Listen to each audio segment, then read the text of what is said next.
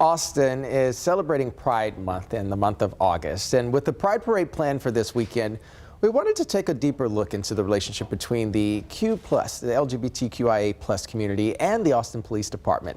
It's a relationship often overlooked. I spoke with Sergeant Mikell Crumrine, who is also the president of the Lesbian and Gay Peace Officers Association. Listen to his story. My name is Mikell Crumrine. I'm a sergeant with the Austin Police Department. I'm also the president of the Lesbian and Gay Peace Officers Association. When I started in my profession back in 1987, it was illegal in the state of Texas to be gay. And as a matter of fact, most departments, quite a few departments would ask that in your initial application. There's been myths that the queer community has had concerning law enforcement. There's also been plenty of myths that the law enforcement community has had over LGBTQ+ identified individuals as well.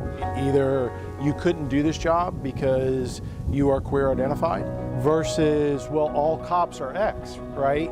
All cops are Y. Being somebody who is queer identified, I think, in many ways has allowed me in doing my profession maybe to be a little bit more open and accepting of a variety of different individuals in society. What I can tell you is times aren't where they were when I started in 1987, right?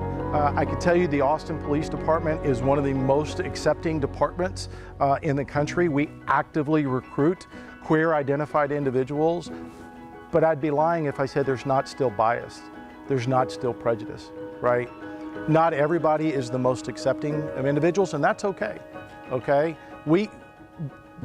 It's not my position or anybody else's position to change somebody's deeply held religious beliefs, but what I am doing is I'm demanding respect. I started this profession when I couldn't be me.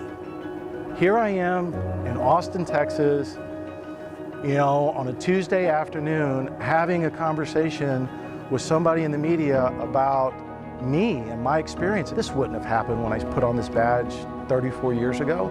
So things change, but they change when people demand that they want to be treated the same as anybody else. And you have other people that support you in that decision and support you in being who you truly are. I cannot emphasize enough how much of a heartwarming story it was, how much of a great interview it was.